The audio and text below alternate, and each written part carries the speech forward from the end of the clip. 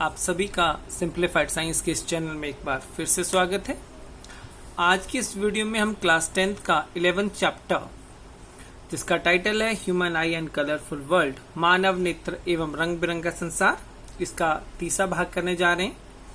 और इस भाग में हमारे जो टॉपिक रहेंगे वो रहेंगे रिफ्रैक्शन थ्रू प्रिज्म, प्रिज्म द्वारा अपरिवर्तन, डिस्पर्जन विक्षेपण, और फॉर्मेशन ऑफ रेनबो, इंद्रधनुष का बनना। अब सबसे पहले हम करेंगे refraction through glass prism, prism द्वारा अपरिवर्तन। अब यहां पर है कि प्रिज्म है क्या चीज। Prism is a transparent object having the two triangular faces and the three rectangular lateral surfaces. ये एक पारदर्शी वस्तु है जिसके दो त्रिभुजाकार आधार एवं तीन आयताकार पार्श्व पृष्ठ होते हैं। यूजुअली जब हम प्रिज्म की बात करते हैं तो प्रिज्म हम जो लैब में यूज करेंगे, वो जो प्रिज्म होगा वो कांच से बना होगा। और इसकी जो अगर हम शेप की बात करते हैं, ये शायद हमने पिछली वीडियो में भी आपको दिखाई थी इसकी शेप कैसी होती। चलिए एक बार फिर आपको इसकी वीडियो दिखा देते हैं, इसके इमेज दिखाते हैं कि कैसा ये प्रिज्म होता है। ये आपके सामने प्रिज्म है, यूजुअली ये कांच का है। अब इसको अगर आप ध्यान से देखिए तो ये हमारे पास इसके दो, ये वाला हिस्सा आपके सामने रेक्टेंगुलर है, ये त्रिभुजाकार है, और ये हमारे पास आयताकार बन गया। तो अगर इसको घुमाएं तो इसके अंदर हमारे तीन आयताकार सरफेस होंगे, रेक्टेंगुलर सरफेस होंगे, और दो इसके ये जो हम ट्रायंगुलर, जिसको हम त्रिभुजाकार बोलते हैं, ये सरफेसेस होंगे। और जब भी इसको हम एक्सपेरिमेंट के लिए यूज करेंगे, हमेशा हम इसको इस ढंग से यूज करते हैं, मतलब इसका जो त्रिभुजाकार भाग है वो नीचे की तरफ रहेगा। अब ये आपको स्क्रीन पे इस तरह से दिखाई दे रहा है, ये रिफ्रैक्टिंग सरफेसेस, और इन दो के बीच में, दो आपके रिफ्रैक्टिंग सरफेसेस के बीच का जो कोण होगा उसको हम एंगल ऑफ प्रिज्म बोलते हैं। और ये अगर इसको इस ढंग से त्रिभुजाकार वाले पार्ट को, ट्रायंगुलर पार्ट को जमीन पे रखते हैं, पेज के ऊपर रखते हैं या कॉपी पे रखें, तो इस ढंग से होगा। और जब हम इसको अपनी बुक के ऊपर ड्रॉ करते हैं एक्सपेरिमेंट के लिए, तो हम इसको इस ढंग से ड्रॉ करते हैं। मतलब ये दो आपके रिफ्रैक्टिंग सरफेसेस होंगे, रेक्टेंगुलर पार्ट होगा, ये वाला पार्ट, ये वाला पार्ट, और ऐसे में ये जो बीच का जो कोण होगा इसको हम बोलते हैं एंगल ऑफ प्रिज्म। अब ये एंगल ऑफ प्रिज्म बहुत होते हैं, कोई 45 भी होगा, 60 भी होगा, लेकिन हम यहाँ पर जो बात कर रहे हैं वो सिर्फ 60 डिग्री वाले की बात कर रहे हैं। देन अब अगर इसका प्रयोग करना है तो प्रयोग करने के लिए क्या करना होता है, हमें एक शीट लेनी होती। ऑल्दो यहाँ पर ब्लैक कलर इसलिए शो किया गया है ताकि जो रे हम दिखाना चाह रहे हैं, व्हाइट लाइट, वो आपको विजिबल हो जाए। तो सबसे पहले आपने प्रिज्म रखा। प्रिज्म रखने के बाद ये आपने एक कोई भी लाइन अपनी इच्छा से लगानी है, इंसिडेंट रे, जो कि इसके कॉर्नर्स पे टच ना करके थोड़ा सा अगली तरफ को आए, और इस पे हमने दो पिने इंसर्ट करनी है। अब इस प्रिज्म के दूसरे भाग से, मतलब इस तरफ अगर पिन्ने हैं तो हम इसके दूसरे भाग से इसको देखेंगे। अब ये वाला है। अब आप देखिए यहां पर हमने पिन्ने नहीं लगाई, मैंने इसको रिवाइंड किया है, यहां पिन्ने कोई नहीं लगाई हमने, लेकिन यहां पिन्ने कहां से आ गई, ये हमें सिर्फ इस प्रिज्म के थ्रू जब हम देख रहे हैं तो जो ये आपकी एक्चुअल में पिन्ने थी उनकी पोजीशन हमें यहां नजर आ रही है। अब एक्सपेरिमेंट कैसे करना है, अब हम क्या करेंगे, पिन्स लेंगे, और जो स्ट्रेट लाइन हमें नजर आ रही है, जहां ये पिन्ने नजर आ रही हैं, हम इस तरह से इसको इंसर्ट करेंगे ताकि ये पिन, ये जो तीनों पिन्ने एक रो में नजर आए। इसी ढंग से हमने एक और लगा देनी पिन। तो अब जब हम इसको यहाँ से देख रहे हैं तो हमें चारों की चारों पिन्ने एक लाइन में नजर आ रही है। अब एक लाइन में क्यों, क्योंकि हमें पता है कि प्रकाश हमेशा सीधी रेखा में चलता है, लेकिन एक्चुअल में प्रकाश तो यहां से आया, यहां कहीं ना कहीं उसकी बेंडिंग हुई, कुछ हुआ, ठीक है, लेकिन हमें वो सीधा ही नजर आएगा, हमें उसकी बेंडिंग नहीं दिखाई देती। लेकिन एक्सपेरिमेंटर जब उसको प्रूव करते तो बेंड होता है, लेकिन हमें विजिबल नहीं होगा अगर हम इस प्रिज्म के थ्रू देखें, कि बेंडिंग प्रिज्म के थ्रू नहीं दिखती। अब ऐसे में अब इसके बाद हमने क्या करना है, अब आप प्रिज्म हटा दीजिए। अब देखिए आपने प्रिज्म हटाया तो यहाँ की पिन्ने भी चलेगी। क्यों चली गई? क्योंकि ये पिन्ने थी नहीं, क्योंकि हमें सिर्फ प्रिज्म के थ्रू ही दिख रही थी। तो हमने इन पिनों को हटा दिया और इस पे निशान लगा दिए और फाइनली इनको हमने ज्वाइन कर दिया। तो इस ढंग से हमारे पास रफली तैयार हो गया एक्सपेरिमेंट। अब इसके बाद जो हमने एक्सपेरिमेंट के बाद जो वैल्यूज पुट करनी है वो ये आपके पास वैल्यूज रहेंगी कि इस ढंग से हमारा ट्रायंगुलर रहा, तो ये हमारे पास जो इंसिडेंट रे आ गई, ये बीच में बेंड हुई और यहाँ से इमर्जेंट मतलब बाहर निर्गत हुई। ये हमने दो नॉर्मल बना दिए। यहाँ जो आपके पास एंगल होगा, एंगल आई, इंसिडेंट एंगल, आपतन कोण, इमर्जेंस एंगल मतलब जो कि आपका निर्गत कोण बन गया। तो और इसके बीच में क्योंकि माध्यम एक ही है, यहाँ पर अब बेंड क्यों की? क्योंकि यहाँ पे हमारा माध्यम चेंज हो गया था। तो बाहर रेयर मीडियम होगा, अंदर डेंसर मीडियम होगा, it will bend towards the normal. अब जब तक वो अंदर मीडियम में है तो ये सीधी रहेगी। जैसे इसने मीडियम चेंज किया तो again it bend away from the normal.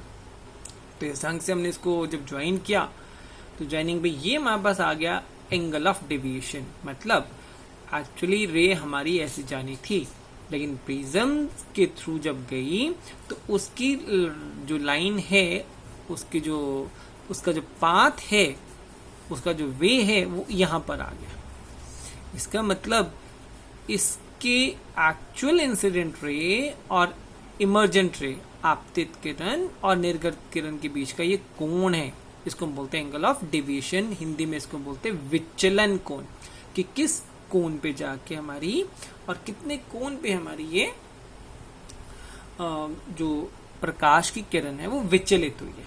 और इसके लिए नियम है ये कि हमारे पास इंसिडेंट जो एंगल होगा, एंगल ऑफ इंसिडेंस होगा और इमर्जेंट होगा, इन दोनों का योग प्रिज्म के एंगल और जो एंगल ऑफ डेविएशन के हमेशा बराबर आता है।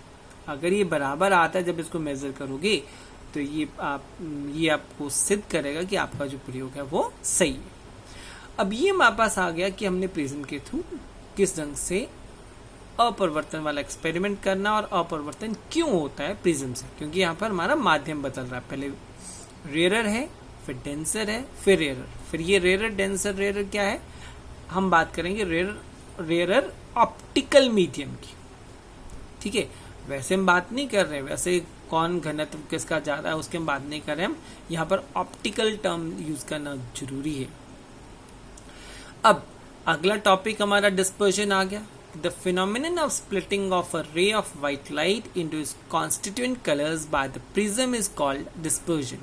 प्रिज्म के द्वारा आप श्वेत प्रकाश को अवयवी रंगों की पट्टी में विभाजन करने को विक्षेपण कहते हैं। अब अवयवी मतलब जिससे हमारी व्हाइट लाइट बनी है। अब ये जो 7 कलर बनते हैं ये शायद आप लोगों ने भी देखा होगा।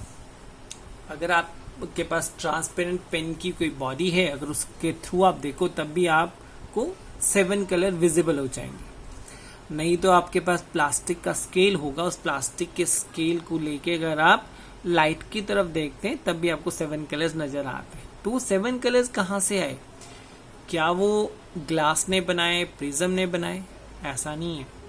वो 7 कलर्स कहाँ से आते हैं?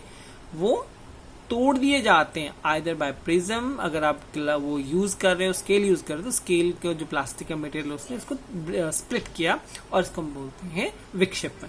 और जो 7 कलर्स मिलते हैं उसको हम बोलते हैं स्पेक्ट्रम, हिंदी में इसको बोलते हैं वर्णक्रम। अभी जो 7 कलर्स आपको मिलेंगे तो क्या हमेशा इनके कलर्स का सीक्वेंस अलग अलग रहेगा या एक ही जैसा रहेगा?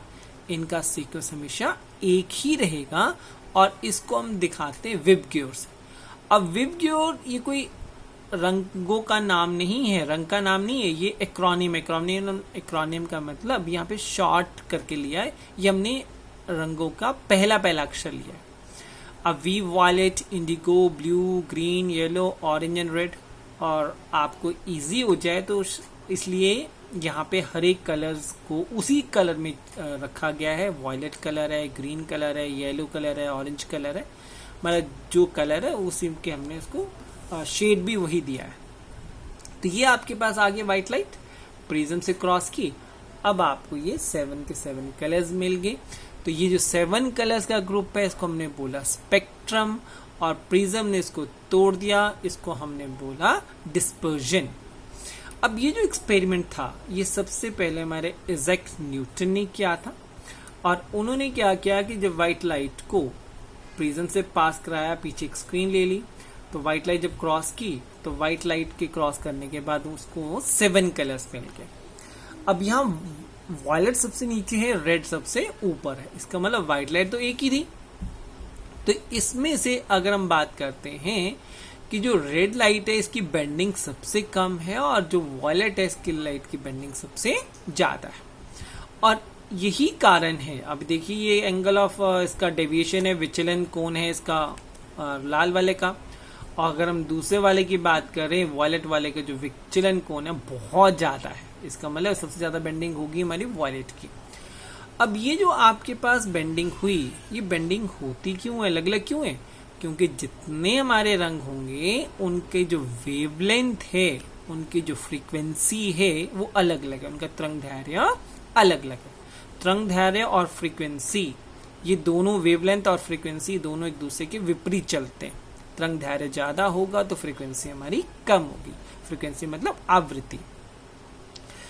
अब यहां पर सिर्फ हम वेवलेंथ को कंसिडर कर रहे हैं कि जिसकी वेवलेंथ ज्यादा होगी वो लेस बेंड करेगा, और जिसकी वेवलेंथ कम होगी वो ज्यादा बेंड करेगा।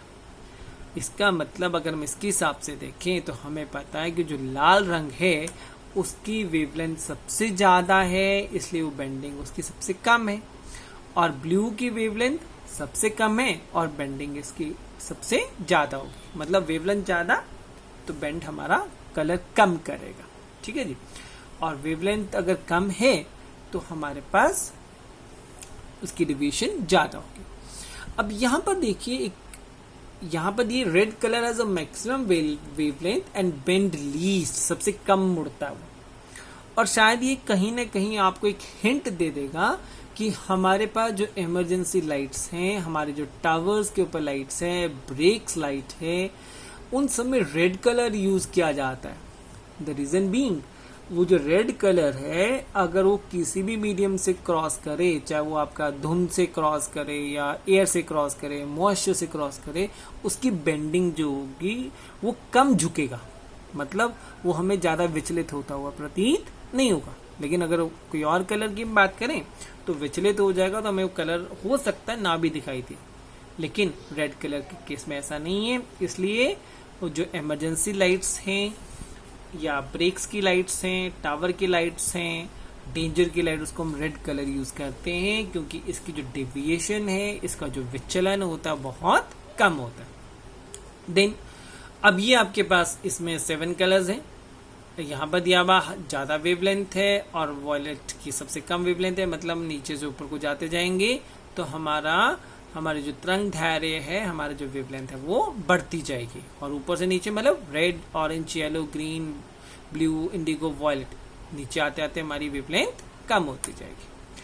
अब नेक्स्ट क्या हुआ कि 2 प्रिज्म लिए और दोनों प्रिज्म को एक दूसरे के साथ रख दिया, तब क्या होगा? क्या रेड कलर और ज्यादा टूटेगा, ऑरेंज और ज्यादा टूटेगा? यही एक्सपेरिमेंट इन्होंने न्यूटन जी ने करना चाहा कि अगर मान लीजिए हमने 2 प्रिज्म लिए और दोनों प्रिज्म को हमने एक के साथ रख दिया, साथ साथ रख दिया, तो क्या होगा? तो क्या रेड और कलर्स में टूटेगा?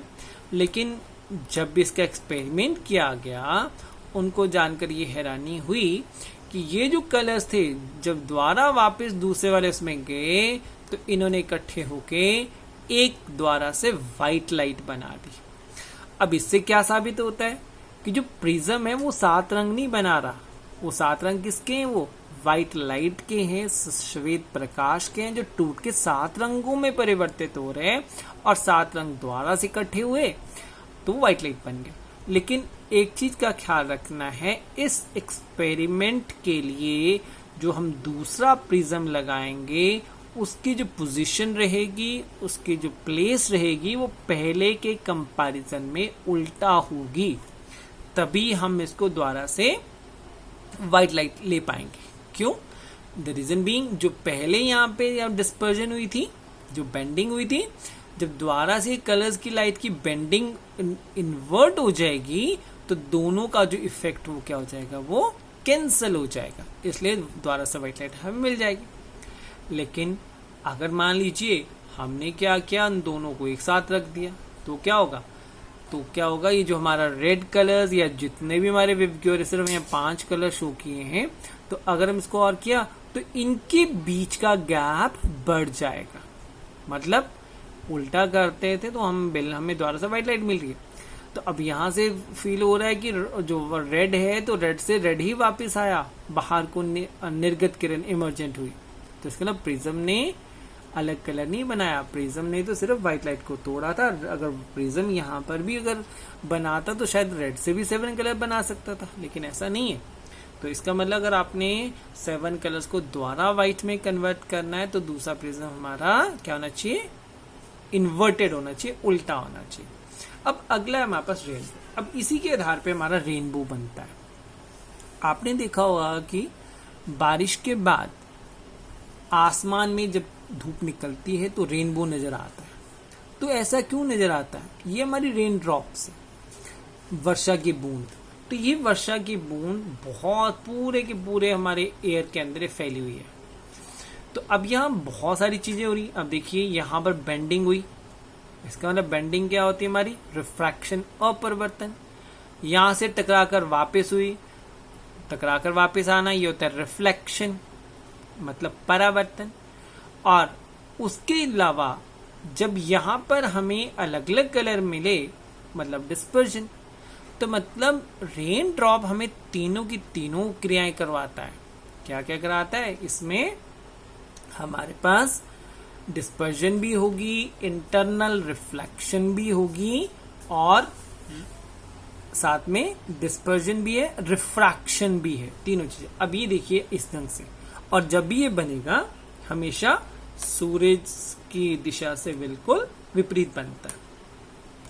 अब ऐसे में जब आपको ये दिखाई दिया तो क्या ये रेनबो आधा होता है? कभी सोचा? नहीं।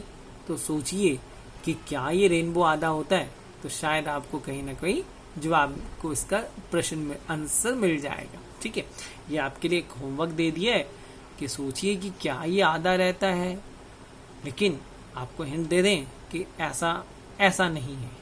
ठीक है, चलिए, तो ये आपके पास है। तो आज के इस वीडियो में क्या, refraction through the prism, dispersion by the bending of light occurs and the rainbow. यदि फिर भी आपको लगता है कोई सजेशंस हैं तो आप मेरे कमेंट बॉक्स में लिख सकते हैं। इसी के साथ धन्यवाद।